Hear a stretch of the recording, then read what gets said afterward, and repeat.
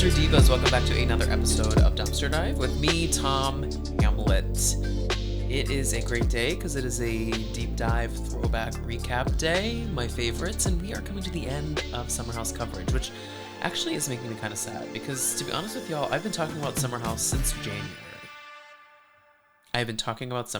January. We only have one more week of coverage here on season 5. This is the finale week, but then next week is the reunion coverage. And then we'll move on to something else. What that is, I haven't totally landed on just yet, but I got some ideas. I kind of am thinking about navigating away from Bravo just for a recap, but I don't know. I really have been thinking about a Mob Wives season. I've also been thinking about a season of America's Next Top Model, or going all the way back to VH1 reality and doing some sort of like Flavor of Love, Rock of Love coverage. So let me know what you guys think about a non-Bravo show, because I want to diversify the content a little bit, because this podcast is very Bravo heavy, Bravo forward, but there's more that I like and there's more that y'all like too. So let me know what you think. But today we are talking about Summer House Season 5, Episode 12. So make sure to go watch that. It is on Peacock. And make sure to subscribe to the Dumpster Dive YouTube channel if you want a video version of this show. And the Patreon and the YouTube both have some paid tiers where you can get early access to all of my content and also ad-free versions of all of my content. On Patreon and on YouTube, it is $4.99 for the Trash Talk tier. And then it is $14.99 on both for the Trash Philanthropist tier. My Trash Philanthropists get a nice big shout out at the end of Dumpster Dive episodes. Also, if you want to support the show without your cash dollars, I support that as well. Just give me a nice little rating, a subscribe button. If you haven't subscribed somewhere, go find a new place to subscribe to Dumpster Dive. So that's what I got for you today. Let's dive into this week's episode. So this was a good episode, a little bummer. It was kind of bummer house in the words of Ryan Bailey, but we start out with the fallout after Hannah versus the girls. They're, talking to her about why she is throwing Kyle under the bus out of nowhere, her conversation about Dez, all of that. And she kind of storms out, and it's just really silly that she thinks that she just has this mindset where she's always right. She can't be wrong. She really struggles seeing the other side of things, and she really feels vindicated in everything she ever does. So this is a really tough episode for Hannah. She doesn't come across great. Her energy is really rancid this whole episode, and I want to support women on reality TV, but I'm struggling with Miss Burner. And she's like, I will fight for my man. She's saying that to Sierra, and I'm like, Hannah, baby, you've known this man for 2 seconds. That's what you told us. The way you're talking about fighting for him makes me think that you've known him for quite some time. But we may never know about that timeline, but it's just a little silly to me. You're fighting so hard for a man you barely know. Makes you think. Then we get a little cut to Lindsay talking to Stravy, and Lindsay is lit. Lindsay is twisted. Lindsay is effed up. And she said to Stravy in her what a fucking voice, she goes, did you have a fun day today? When I'm determined to have a good day, I have a good day. Lindsay can never leave reality television. I don't care how many babies she has. I don't care how many businesses she starts. I don't care how many menses she has. Lindsay never leave. When you leave reality TV, the world gets a little sad. The world gets to be a darker place without you there. Never leave reality TV. Because when I'm determined to have a good day, I have a good day. Why is it when she gets drunk, she puts on this baby voice where she's like, I'm a little baby who had too much savvy bean. Wanna fuck me? You know how Danny Pellegrino has a soundboard? I used to have a soundboard. I actually still have it. It's out of reach, so it's hard to operate, and there's some tech. I'm dealing with some tech difficulties these days because we transferred to a new setup. So I've landed on a good setup right now, and everything should sound and look good. But I do apologize if there were some episodes where things were sounding and looking a little wonky. We've landed back in a good place. Been doing some quality control, and we have arrived. So I appreciate your patience, but I wish I had my soundboard at the ready because I would love to make a button that just says "Motherfuck me." It would get me demonetized everywhere. I'm sure someone's gonna come after me for saying that phrase 5,000 times. I also appreciate y'all for humoring my Goontown Jerk City tick of last week. I promise I won't say it too many times this week either. But Hannah calls Des to unpack everything that happened with the girls and everything with Luke, and how Luke said that he wouldn't want to get a drink with Des because remember, we're coming off of the beach day they had. That's why everyone is little Litty Titty, and Des just continues to confess his love for Hannah. I still, y'all, they give me rancid vibes. I can't describe it. I don't know why. I don't know what it is, but it's just not for me. Just not for me.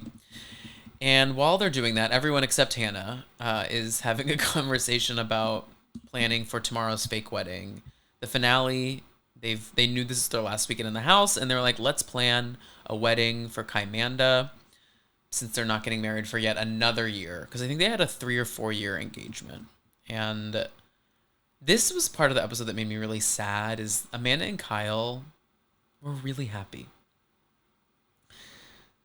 It's really dark to say that, especially being where we are now. Like, imagining them happy seems so far from where we are now, but they were. And it's just a bummer.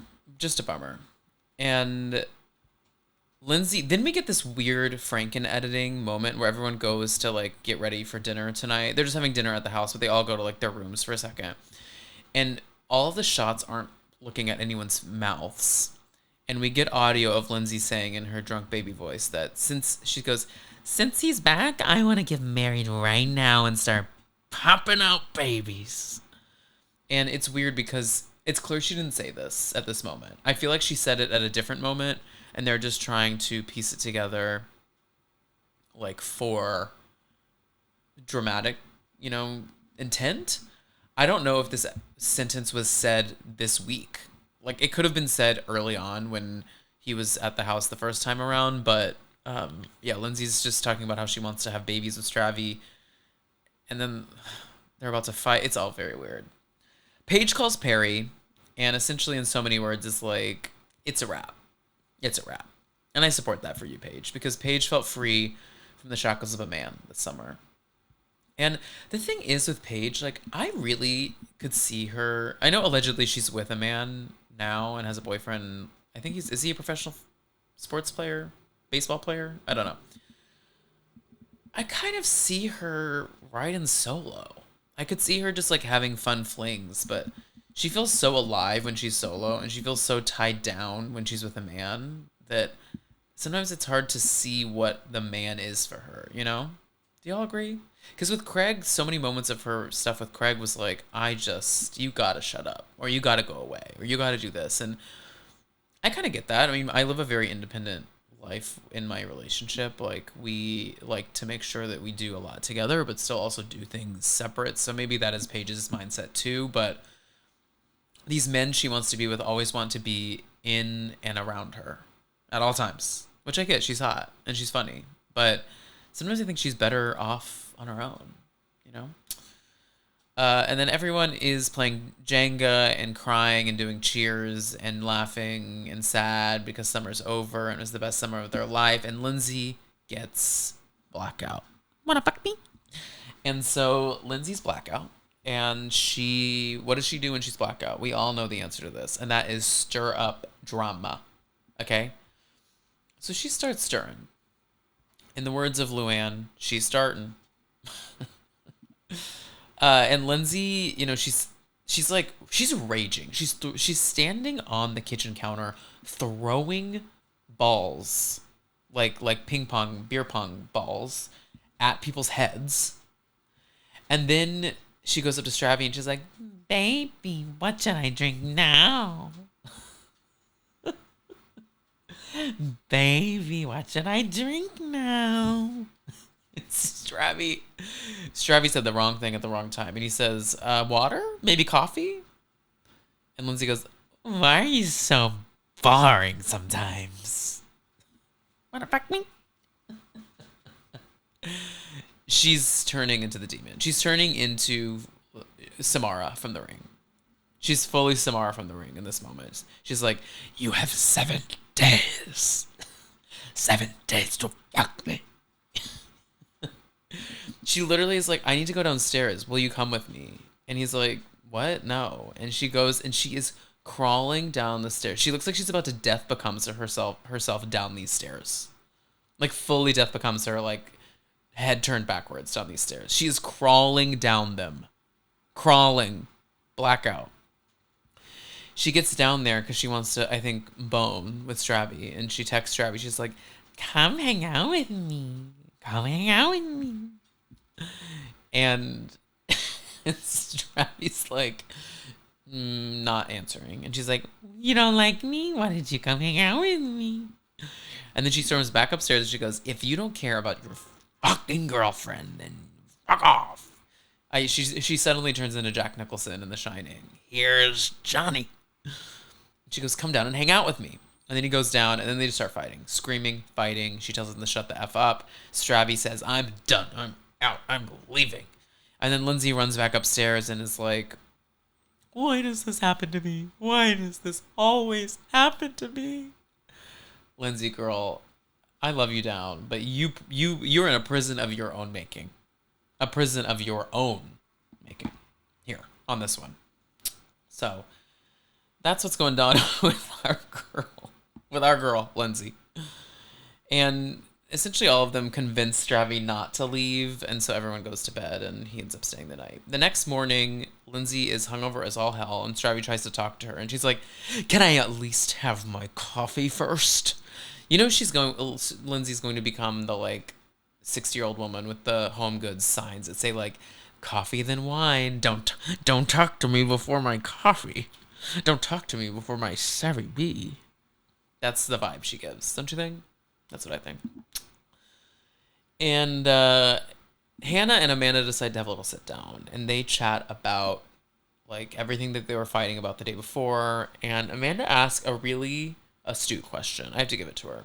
Amanda feels so grounded in this season. I don't know if it's because she's not hitting the weed pen constantly. I don't know if it's because she's just, the SSRIs are all lined up right, but whatever cocktail she's on needs to be the cocktail that we keep going, or that she finds again. Because I never loved Amanda on the show, but I miss this version of her for her. Because she really, truly seems energized, happy, driven, and I just don't see that with her in West. But she says to Hannah, the astute thing that she says, she goes, "Do you bring up Kyle in our arguments so you can hurt me?" And Hannah looks taken aback by it because you know it's true. You know this is why she does it. It's there in her spirit. Like, it really is. Like, this is why she says these things, because she knows how to hurt people. She's one of those people that are fighters, that they love to fight in a relationship, in a friendship, and they know the buttons to push to get that fight ignited, and that's what she's doing when she does it. And that was a really astute observation, Amanda. I have to tip my hat to you on that one. And they kind of make up, but I don't really buy it. Now, Danielle and Lindsay, they sit down, and baby, Danielle clocks Lindsay's ass. Clocks Lindsay's ass. And says, Lindsay's like, "I don't think my boyfriend likes me." And she's like, "Am I the problem in this relationship?" And Danielle says, "Yeah, absolutely." And Lindsay looks at Danielle. She's like, "Excuse me? Do you know who you're talking to? I'm Lindsay Hubbard." She doesn't say that, but her energy, I don't know if this is a Franken editing moment, but her energy looks like she's about to tussle. And then and then you know, it cuts back to her and she's like, "You're probably right. I push people away. I just push people away, push and push and push until someone leaves me. What am I going to do?" And in the end, she does do this. And I think she's still doing it. She did that with Carl. She pushed Carl to move on her timeline that Carl wasn't ready for it. I actually do think I don't want them together. I want to clarify. And they've been doing these photo shoots and press appearances together, canoodling, and it makes me feel invigorated and it makes me feel scared. I feel very scared. As I just said, I feel scared. I feel scared. It really freaks me out. I just don't. They've gone. Unfortunately, they've gone too far. They can't go back to where they were. They can be friends. I don't think they can be together. However, I do think if they had gotten together at a different point, if they'd waited longer to get together, waited longer to get engaged, I think that they could have had a bit more of a successful run. The problem was that Lindsay has a timeline. She needs her baby. Carl was still kind of newly in his sobriety journey. He had been in it, but he was like finally in a place of like embracing it. And you know, a lot of people say, and Carl talks about this, but like as a newly sober person, you should not be trying to fill that void with new relationships because it can lead to toxicity because you're sometimes looking for a toxic replacement, something to replace using with, and that can become a toxic relationship. So that's kind of what Carl fell into, unfortunately, and he did the right thing by wrapping it up before it went too far, even though it went pretty far. But I don't think you can come back from that. I don't think you can try to be together again. And I'm not saying they're trying, but the vibes online really freak me out. So I just, Lindsay, you push. And maybe now that you have a kid, I think maybe now that Jim is in the picture, she understands relationships a little bit in a different way. And maybe she won't push anymore. But I think pushing these men away from her had a lot to do with her desire to be a mother. Because she's one of those people in life that is like, being a mother is what I've always wanted. It's what I need for me. And people like that are fantastic moms.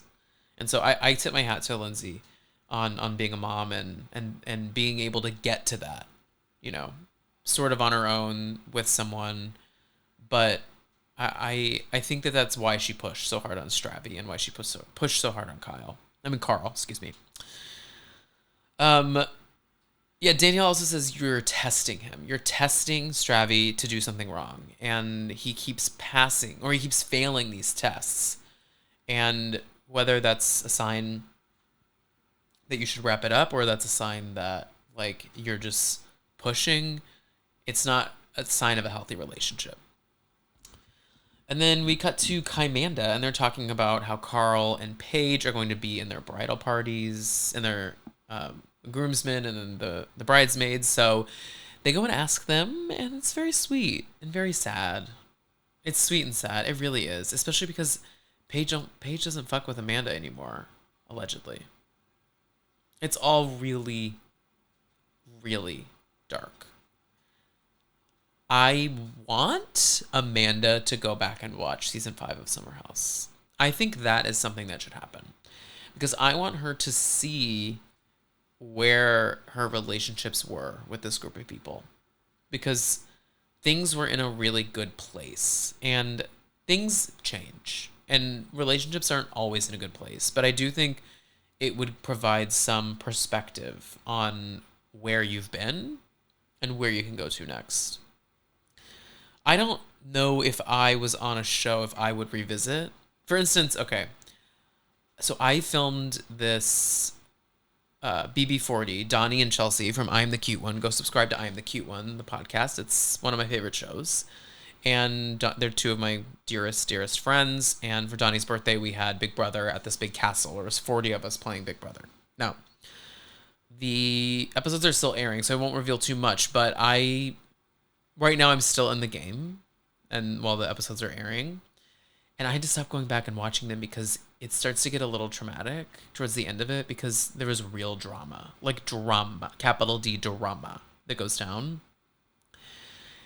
And that was the first time I understood why some of these stars don't like to watch their shows. And this is on a much lower level. Once again, much smaller level. We're not hosting a reunion about this or anything. Like, but I did have a moment where I was like, okay, I do kind of get why you don't go back, because like it is kind of hard to see yourself in traumatic situations where either you or someone else was the agitator, and it just puts you back in that place. So I actually do understand not wanting to go back and watch some of your moments on TV and just letting the public have at with them. But I do want to Clockwork Orange Amanda. You know, tie her to a bed, pin her eyelids, pin her eyelids back, and make her watch season 5 of Summer House. Don't clip that. Please don't clip that out. Y'all, please don't clip that. That sounds insane. But you know what I'm saying. Like, we need some perspective, and I would love if she could maybe get some eyeballs and some scenes from season 5 of Summer House, because this was a really good season for her. You know who does need to be Clockwork Orange is Luke from the Valley. He does need to be Clockwork Orange and watch his ass on television so he understands how he treats his wife or fiance, because who knows if they'll actually get married. Kristen Doty, whatever her last name is, because those two are tough stuff. So everyone gets ready for the wedding. Lindsay says that she is not ready to move in with Stravy, and I said, no shit, Sherlock. I thought she was going to break up with his ass. She goes out and she's like, hey, so I want to talk. I am not ready to move in. Not really ready to move in. So that's just going to be what it is. I was in shock. I was like, oh, wait, I thought this is where they broke up. This is where they broke up. Oh my God. And then they're all standing at like the processional altar moment before the wedding. And Hannah says to Paige, 50% of weddings end in divorce. Do you hear that? The sirens are coming. Is that Kymanda coming to get my ass? Because baby, their marriage ended in divorce. They were part of the 50%. That stat is not good. Let me tell you that. Carl officiates, and he does a really cute job. It really breaks my heart how much Carl like reveres these two as couple goals, because I think now he would say not the case. I think he's grown a lot since then, but these two really meant a lot to him, and it is really sad to see him so like all in on these two, and I want to be like, this is not the pinnacle. This is not the pinnacle of success, these two. But I understand in this moment why they seem like a good match, because they do feel good here. Like, as Dorinda says to Luann and Tom, you just know when it's right. And it's right. Anyways, Paige gives a speech about being a bridesmaid, and this is the first time Hannah starts to hear about the fact that Paige is, in fact, a bridesmaid. And that doesn't land well, and Hannah is just a bitter little... She just is. I'm sorry. She's so bitter. She's so angry. In the words of Lisa Rinna, you're so angry. You're so angry. She is. It's, oh God. It's a real struggle. It really is. And she says in her confessional, this summer I chose to stick up to Kyle. And I guess this is Paige's reward for staying quiet by being a bridesmaid. I'm sorry. Like, what are you talking about? You started so much mess with Kyle. The origin of Kyle yelling at you was because you didn't take out the trash. That was the origin of that fight. And the producer says in the chair while she's doing a confessional, like, do you actually want to even go to this wedding? And Hannah goes, no. Shut up. You do want to go. You want to be on camera. You want to be a part of the group. You want to be a part of the girls. You want to be. You said Kyle is the man.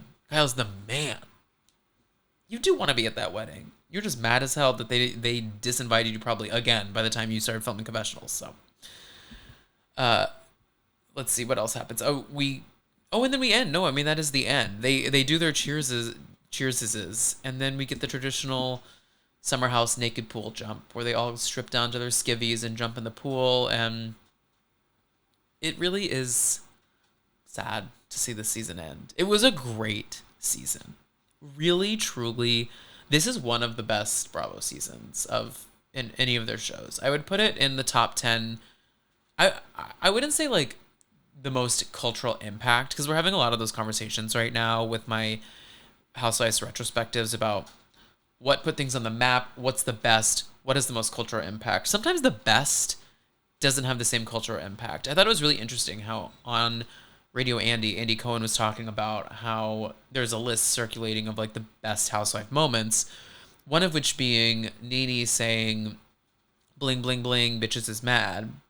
And he's like, why is this in the top 20 best housewife moments? And people online were like, you're just mad, you just don't like it, you don't like Nene, all this stuff. I'm like, that's not true. It isn't one of the best housewives moments. It is one of the best memes that came out of Housewives. But that scene was kind of innocuous when it happened. A lot of these memeable moments were very innocuous scenes. For instance, Kenya Moore being like, this is a potential mother, became like a meme on Twitter, but that's not a scene in Housewives that you like run to be like, I have to watch Kenya say that someone is a potential mother, you know? It's just like the context of Black Twitter, gay Twitter that makes these things funny doesn't mean it's a great Housewives moment. But this season, I would say, is in the list of the top 10 most rewatchable seasons of Bravo shows. I really think it is. Summer House goes down easy, and I really think this season specifically has kind of a nostalgic place in the timeline because of COVID. So if you are just listening to these recaps and just vibing, go back and actually watch it. It really is such a delight. We also get the reunion trailer. I'm actually thinking about doing a reunion trailer watch back before the episode comes out next week of me recapping the two. I'm going to recap both reunions together. But I forgot about all these moments in this trailer for season 5. We get Paige going, "Fuck you, Danielle," and then we also get the Hannah brought up Carl having a drug problem on a podcast, and that I forgot about. Whose podcast was that? Let's start some drama. Hannah Berner, Radke, drug problem podcast.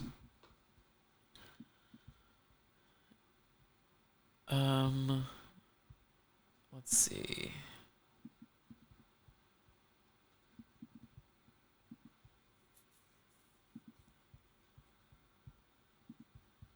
Where is it? I don't know.